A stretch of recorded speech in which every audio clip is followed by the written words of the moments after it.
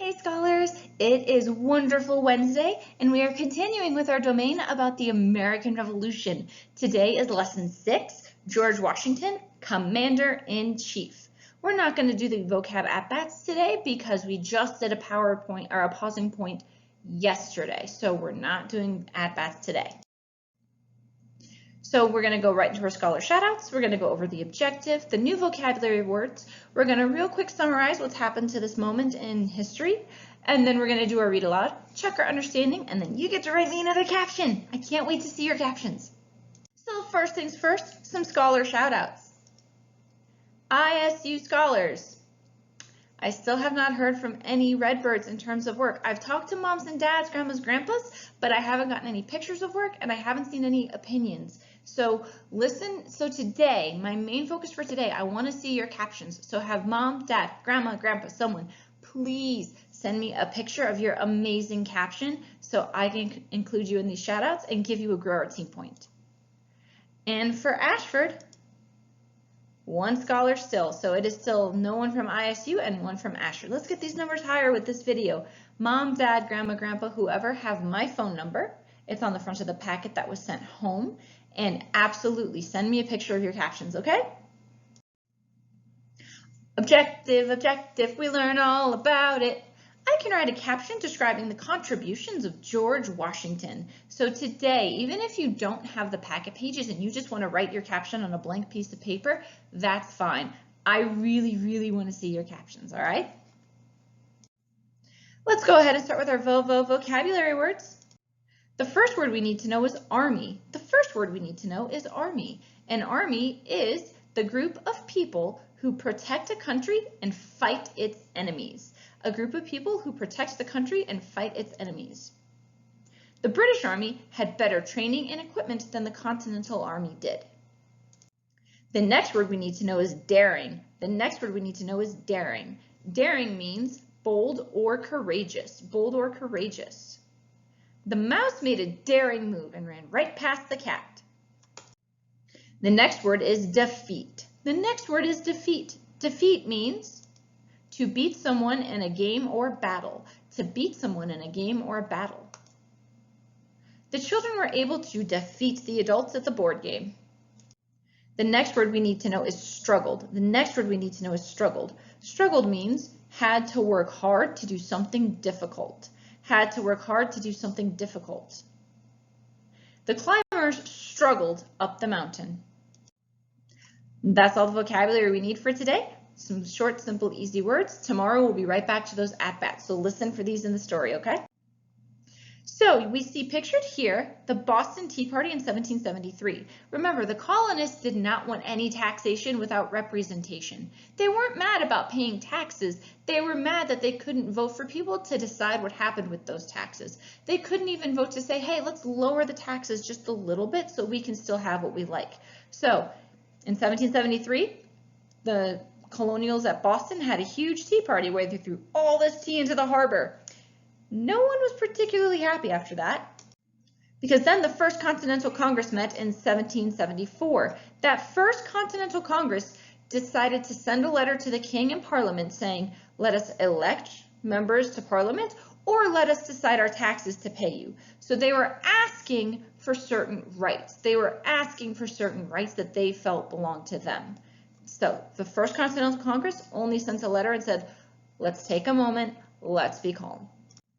Then in 1775, we had Paul Revere's famous midnight ride. The redcoats are coming, the redcoats are coming. He warned all of Massachusetts, he and some other Sons of Liberty, and this resulted in the Battle of Lexington because the Minutemen who made up the Continental Militia all took up arms, met the British, and the Battle of Lexington happened where the shot that was heard round the world was fired. It wasn't really heard round the world, but it started the war and it changed everything. Because then, after the Battle of Lexington, we had the Declaration of Independence, which was signed on July 4th in 1776. So the colonials got mad about taxes. Boston Tea Party happened. First Continental Congress said, let's take it easy. Then we had the Battle of Lexington. We had the Second Continental Congress who sent the Declaration of Independence. So now all of the colonies have decided we will be a free, independent country. We do not want to be citizens of the British King or Parliament any longer. So that's where we're at so far, all right? It's getting exciting. Also, in that Second Continental Congress, they elected George Washington to be the commander-in-chief of the army. So this means we're getting ready to start our read aloud. We're going to hear more about what General George Washington did as our commander-in-chief or as our leader of the army. So listen very, very carefully for these facts because later they're going to help you write your awesome caption that I cannot wait to read. Here we go.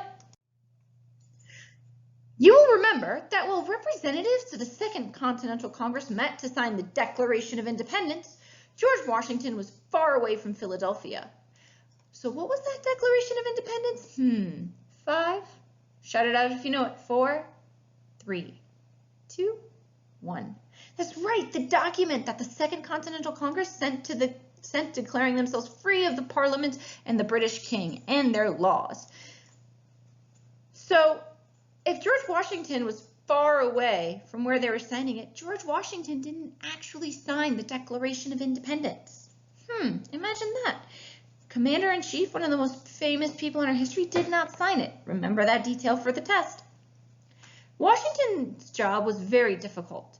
His army was made up mostly of farmers with no military experience at all. They had no uniforms and only old guns called muskets, which they hardly knew how to fire. There weren't enough guns, and there was hardly any gunpowder. The wording of the Declaration of Independence was approved on July 4th, 1776. 5 days later, messengers carrying copies of the Declaration reached New York, where General Washington's army was camped. His army heard the words and rallied support of independence. A statue of King George was melted down into bullets for the Continental Army. How do you think the army felt when they heard the Declaration? I think they felt emboldened. I think they felt stronger. I think they felt more ready to fight for their freedom. The men soon realized they would never have enough bullets for the fight ahead. Later that summer, British warships were spotted entering New York's harbor. King George had gotten help from the Germans as well. Germans are people who are from Germany, another country in Europe. So this is the continent of Europe. That red country you see, that's Germany. So that's where King George got additional assistance from for fighting this war. Those men from that country that's in red, Germany. All right. More than 30,000 trained troops arrived to fight the unprepared colonial militiamen. George Washington nearly lost his army in the fierce fighting around New York and New Jersey that fall. The Redcoats chased the Continental Army south across the Delaware River. Thinking that they had scared them off, the Redcoats left only a small force to guard them on the other side of the river. It was December, and they felt sure nobody would fight during the dead of winter. But they were wrong. I wonder what the colonists are going to do next. I wonder what they're going to do next. George Washington came up with a daring plan. Daring means brave and courageous. On Christmas night, he gathered his men together.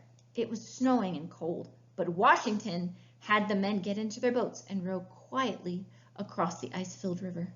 More than 2,000 soldiers crossed the river. The crossings took 9 hours. Marching through the wind and sleet of December cold, the Continental Army reached the British troops just before dawn. While the Redcoats were still sleeping, Washington's men launched a surprise attack on the enemy camp. In our unit about astronomy, you learned that launch means to lift or push something forcefully. In this sentence, when we say launch, it means they started a surprise attack. The Redcoats were surprised, all right. Some of them came out of their bunks in their underwear and just held up their hands. It was a total victory for General Washington. Nobody in his army had been killed. Washington and his army returned to Philadelphia to shouts of joy.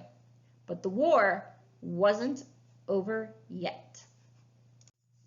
The Continental Congress knew they needed more help in order to win their war for independence. German soldiers were fighting alongside the British. Perhaps the French would send soldiers across the ocean to help the colonists win the fight against the British. It was no secret that the French and the British had long been enemies. The French are people who are from France, another country on the continent of Europe. the Continental Congress decided to send some men to France to ask for their support. Their chief representative was 70-year-old Benjamin Franklin. Remember, Benjamin Franklin was one of the signers of the Declaration of Independence. He was an inventor from Philadelphia who had a talent for helping people work together and agree. Sounds like the perfect man to get France to agree to assist us. The French did not like to lose in battle, and they were still angry about losing to the British in an earlier war. At first, they did not want to support the colonists. It was crazy to think that an army of farmers could defeat one of the greatest armies in the world, the British Army. If you defeat someone, you win. But an American victory in New York in the fall of 1777 changed their opinion overnight. They promised gunpowder, soldiers, and ships. They promised guns, ships, and soldiers. Guns and ships. General Washington's army was camped in Pennsylvania at a place called Valley Forge during the winter of 1777 and 1778. Snow lay on the ground when Washington and his men arrived. They pitched tents and built log cabins, but neither kept out the cold. The men were dressed in rags, and many of them had no shoes, walking barefoot in the snow. There was hardly any food, and some days the men had little to eat and drink other than bread and water. Disease spread through the camp, and many men died. The men missed their families and wanted to go home. Washington struggled to keep his spirits up, as well as the spirits of his men. He wanted to keep everyone from quitting. He camped in a tent beside them for a time, earning their respect. No battles were fought at Valley Forge that winter, but the cold and hungry men spent hours training to be ready when they met the British again in the spring. And that's it for the read aloud today. That's it, no more. So, we're going to check our understanding. These are questions that you can answer with mom, dad, grandma, grandpa, or a sibling at home, okay? So if you have a sibling at home that watched this video with you, this is the perfect time to talk to them about these questions. You'll have about 5 seconds or more, depending on the question, to answer these. So here we go. How would you describe George Washington's army? How would you describe George Washington's army? I'm going to give you about 15 seconds here, okay? How would you describe George Washington's army? 15, 13, 12, 11.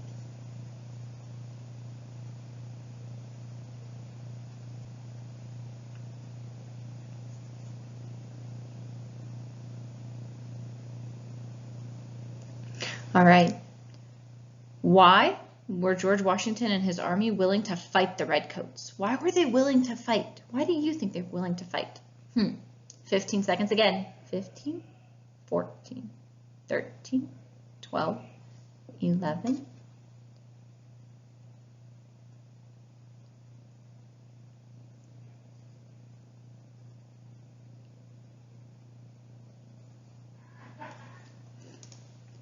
What happened on Christmas Day in 1776? What happened on Christmas Day in 1776? Only 5 seconds on this one. George Washington and his army did what?